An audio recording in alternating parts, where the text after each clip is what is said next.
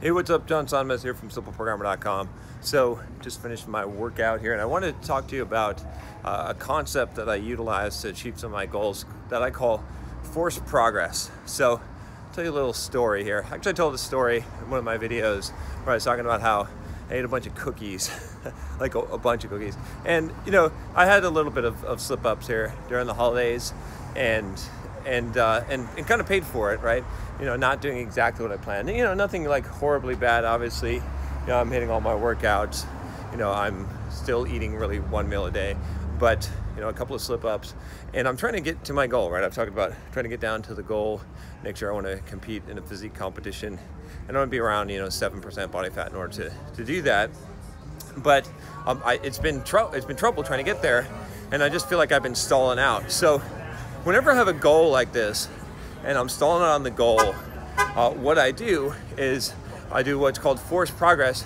And what I do is I create this really big penalty for myself that also acts to move myself towards the goal. So if you think about it, so what I mean by this is it's basically I use something that's like a lagging metric, and then I use a immediate consequence in order to move it forward. So I'll tell you what I'm doing right now. So every morning, so basically what I did was I created this rule for myself, okay?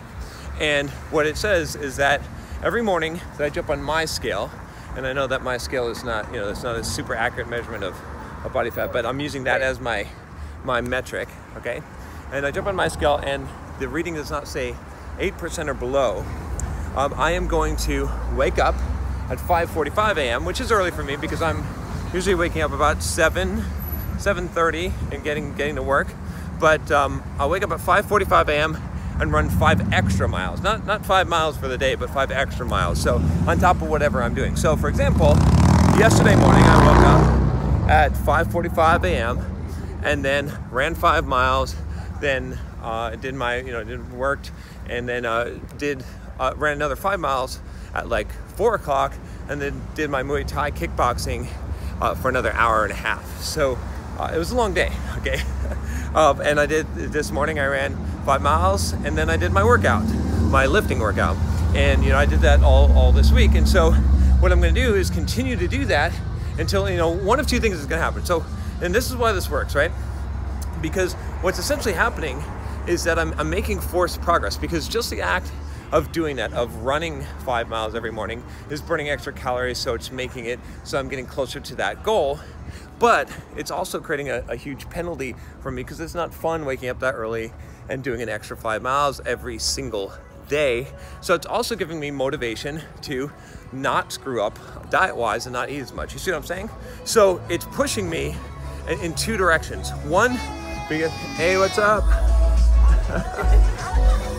So it's pushing me in two directions. One is the pain, okay? So the pain of waking up early, of doing that extra cardio. And then the second one is that it's pushing me just by doing that actual penalty, that's causing the pain, is also progress, right? Because running 5 miles every day, if you think about it, right? That's like, something probably around 3,500 to 4,000 extra calories per day, per week, that's being burned. So it's moving me towards that goal in both directions. So what's going to happen is the worst that I could do is stall out and be in a lot of pain, but it's going to force me to make progress, right? If I continue to decide that I'm going to, eat a bunch of cookies instead, then I'm just going to continue to wake up at 5:45 every morning and run fucking 5 miles. Pretty soon I'm going to get sick of that shit, and something's going to give, right? So, and as long as I stick to the plan, which the penalty, which is easier to implement because there's no judgment call, it's just a rule, then I'm going to eventually reach that goal. And that's what I call a forced progression. I'll give you another example, again, with weight loss, what I did when I was losing a lot of weight. When I was doing that, when I was dropping down from close to 300 pounds, and I went down to like 190 at one point. What I did was I said every 2 weeks I need to lose 5 pounds on the scale. And if I don't, every pound over the goal that I'm gonna run that many extra miles per day. Guess how many times I actually had to do that? 0. That penalty, at that time I wasn't a big runner either, so that wouldn't be much of a penalty now, but back then that was. And so that's another example of forced progress, right? Because in that instance, let's say I did not meet the goal, then I would be running miles in addition based on how far I was from that goal. So anytime in life that you've got a goal that you're stuck on, you're trying to reach, one real good way to do it is to do some kind of forced progress. Let's say that you're trying to write a book, okay? And your goal was to write 1,000 words a day. Every day that you don't write 1,000 words, then if you added something to that, like now you've got to do, 1,500 words, or, you have to, at nighttime, I don't know, write 500 words, at a certain given time, where it's a very, very strict rule. And whatever you can come up with where if you fail to meet the goal, that there's something that's a penalty that moves you towards the goal and causes pain. That causes forced progress and makes it inevitable that you'll eventually reach the goal. So does that make sense? Is that a good concept? Give me a thumbs up, give me a comment below if you think this is a good concept and this is something that you're going to apply to your life. In fact, you know what?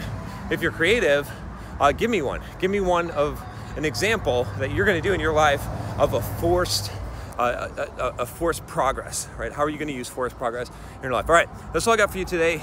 If you like this video, if you haven't subscribed already, make sure you click that subscribe button below and click the bell so you don't miss any videos. By the way, another reason why you want to click the bell is sometimes I do some flash sales. I'm going to start doing that on the channel, and you don't want to miss those when I put like really cool stuff on sale. Not just my own stuff, but deals that I get from my friends and whatnot. I just did one the other day, and it went fast. So click the bell so you don't miss those videos. All right, I'll talk to you next time. Take care.